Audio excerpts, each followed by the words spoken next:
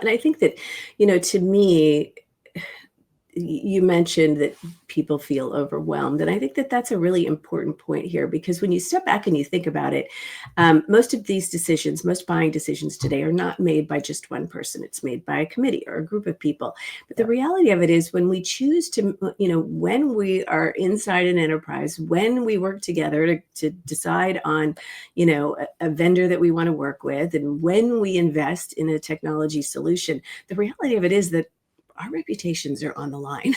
You know what I'm saying? And if this is a not a well thought out decision, it's a decision that comes with stress. And so that's really, I think, where really understanding what this landscape looks like, really understanding the key components of getting it right at the onset, and then finding, a trusted vendor partner who can deliver on that front. I think that really is kind of like, the holy grail of what everybody is looking for.